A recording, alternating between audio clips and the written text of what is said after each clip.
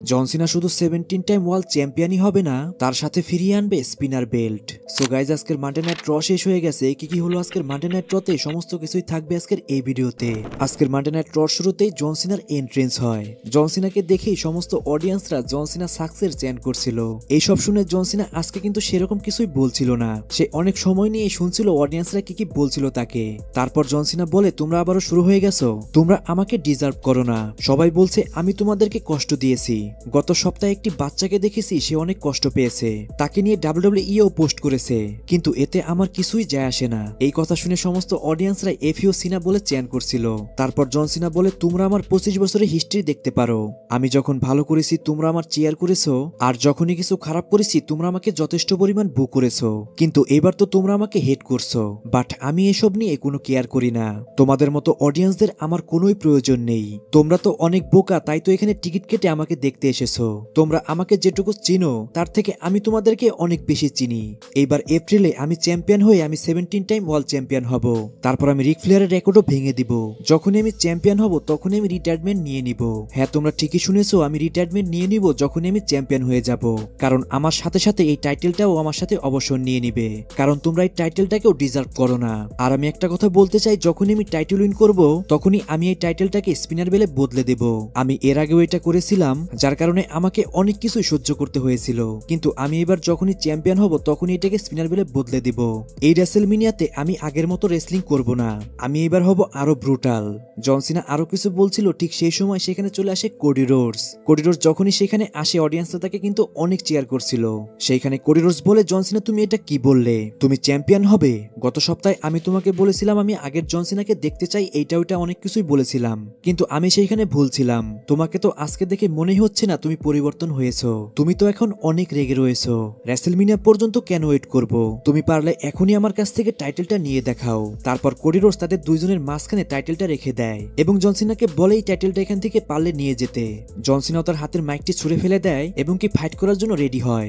সবাই তো এটা দেখে মনেই করেছিল জন সিনা হয়তো এখন ফাইট করবে, কিন্তু জন সিনা সবাইকে হতাশ করে দিয়ে সেখান থেকে চলে যায়। কোডি রোডসও তাকে আটকানোর জন্য বলে, জন সিনা তুমি কেন চলে যাচ্ছ? তুমি আসো আমার সাথে ফাইট করো। চ্যাম্পিয়ন ওই দিকে না, চ্যাম্পিয়ন হলো এখানে।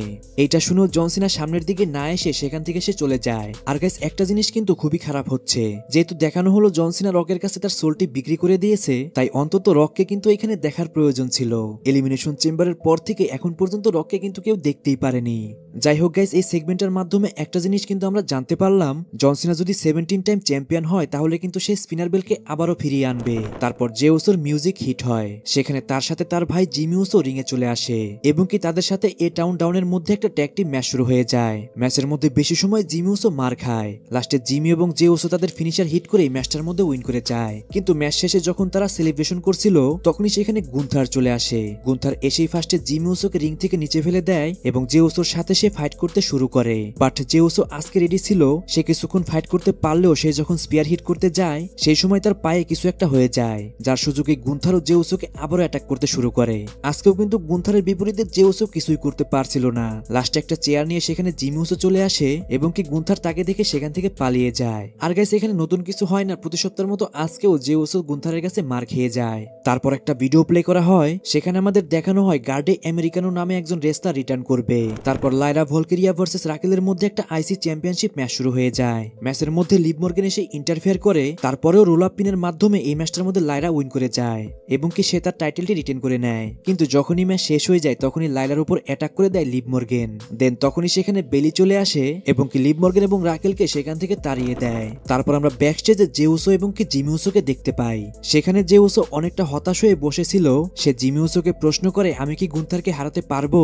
এর উত্তরে জিমি উসো বলে, তুমি কখনোই গুন্থারকে হারাতে পারবে না এই অবস্থায়। তুমি যদি গুন্থারকে হারাতেই চাও তাহলে তোমার সেই আগের জে উসোকে ফিরিয়ে আনতে হবে, যে জে উসো কিনা রয়্যাল রম্বল উইন করেছিল। তখনই জিমি উসো দেখতে পায় সেখানে গুন্থার রয়েছে। জিমি উসো গুন্থারের কাছে যায় এবং কি সে অনেক রেগে বলে, নেক্সট উইক তোমার সাথে আমার একটা 1-on-1 ম্যাচ হবে। এটা শুনে গুন্থার একটু হেসে দিলে সে তখনই তাকে একটা চর মেরে বসে। আর গাইস, এরই মাধ্যমে আমরা জানতে পারি next week Gunther versus Jimmy উসোর মধ্যে একটা 1-on-1 ম্যাচ হবে।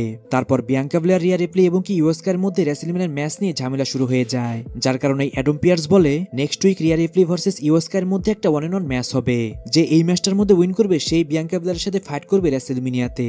আর এই ম্যাচটা হবে কিন্তু চ্যাম্পিয়নশিপ ম্যাচ। কিন্তু এত কিছুর পরেও তাদের মন ভরে না, তারা তিনজনই একে অপরের সাথে ফাইট করতে শুরু করে দেয়। তারপর ব্যাকস্টেজে আমরা পেন্টা এবং কি ডমডমকে দেখতে পাই। সেখানে পেন্টাকে ডমিনিক মিস্টেরিও জাজমেন্ট ডেটে জয়েন করার জন্য বলে এবং কি সে বলে আজকে পেন্টার সাথে যে ব্রন ব্রেকারের ম্যাচ হবে সেইখানেও তারা পেন্টাকে হেল্প করবে ব্রন ব্রেকারের সাথে ম্যাচের মধ্যে। যেটা শুনে পেন্টা তো কিছু বলেই না, বরং সে অনেকটা রেগে যায়। তারপর ড্রাগন লি ভার্সেস গার্দো আমেরিকানোর মধ্যে একটা 1-on-1 ম্যাচ শুরু হয়ে যায়। আর গাইস এখানে যে গার্দো আমেরিকানো নামের যে রেসলারের কথা বলা হচ্ছিল, আমার মনে হয় এটা চ্যাট গেবলি। যাই হোক, ম্যাচটা অসাধারণ একটা ম্যাচ হয়। ম্যাচের মধ্যে আমেরিকানো ড্রাগন লির মাস্কটি খুলে ফেলে, যার সুযোগ নিয়ে সে একটা অ্যাঙ্গেল লক হিট করে এবং কি ড্রাগন লি সেখানে ট্যাপ আউট করে দেয়। আর গাইস যখনই সেখানে আমেরিকানো অ্যাঙ্গেল লক হিট করে তখনই কিন্তু কারোই বুঝতে বাকি ছিল না এটা হলো চ্যাট গেবল। তারপর সিএম পাঙ্ক রিংয়ে আসে। সেইখানে সিএম পাঙ্ক বলে আমার আজকে মুড ভালো নেই, আমার সবসময় টার্গেট রেসেলমিনিয়াকে মেইন ইভেন্ট করা। ও আমার কিন্তু এইবারে রেসেলমিনিয়াতে একটা ম্যাচ রয়েছে, এটা নিয়ে আমি খুব একটা খুশি না। আর একদিক থেকে দেখতে গেলে আমি খুশি। একটা কথা বলতেই হয়, আমি বাচ্চাদের সাথে কাজ করছি, তার মধ্যে একটি হলো ডাইপার পরা সেথ রোলেন্স। সেথ রোলেন্সকে আমি ট্রেনিং দিয়ে এত বড় একজন রেসলার বানিয়েছি। তারপর সে রমিন রেঞ্জের কথা বলে, সে বলে রমিন রেঞ্জ তোমার ওয়াইজম্যান শুধু একজন ওয়াইজম্যানই। এই কথা বলেই সে একটা চোখ মারে। আর গাইস এর মানে কি পল হিমেনকে নিয়ে কোনো টুইস্ট আছে রেসেলমিনিয়াতে, সেটাই হলো দেখার বিষয়। আর রিউমার অনুযায়ী পল হিমেনও কিন্তু বিট্রেল করতে পারে রমিন রেঞ্জের সাথে। লাস্টে সিএম পাঙ্ক বলে আজকে তো রমিন রেঞ্জ এখানে নেই, কিন্তু এই সপ্তাহের স্ম্যাকডাউনে আমাদের মধ্যে একটা কন্ট্রাক্ট সাইনিং সেগমেন্ট হবে, সেখানে হলে অনেক কিছুই হতে পারে। তোমরা দুজন একে অপরের হেল্প ছাড়া আমাকে কখনোই হারাতে পারবে না, কারণ আমি বেস্ট ইন দ্য ওয়ার্ল্ড। আর গাইস যে উসো ভার্সেস গুন্থারের ম্যাচের থেকেও এই সেথ রোলেন্স সিএম পাঙ্ক এবং রমিন রেঞ্জের ম্যাচের মধ্যে বেশি হাইপ আমি দেখতে পাচ্ছি। এই ম্যাচের মধ্যেই আমরা দেখতে পাবো পল হিমেন কি রমিন রেঞ্জের সাথে বিট্রেল করে কিনা। তারপর এন্ট্রেন্স হয় চ্যাট গেবল এবং তাদের টিমের। সেইখানে চ্যাট গেবল বলে আমি অনেক অসুস্থ, আর ডাব্লিউডাব্লিউ তে একজন নতুন আমেরিকানো নামে রেসলার চলে এসেছে, সে অনেক ভালো কাজ করছে, তাই এখানে আমার আর কোনো কাজ নেই, এর জন্যই আমি চলে যাচ্ছি আমার ঘরে।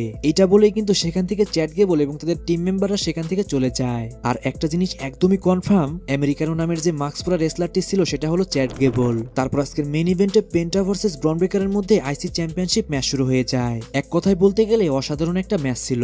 স্পেশালি ব্রন ব্রেকারের মুভগুলো কিন্তু দেখার মতো ছিল। ব্রন ব্রেকারের স্পিড এবং কি তার রেসলিং কোয়ালিটি একদম কিন্তু টপ লেভেলের।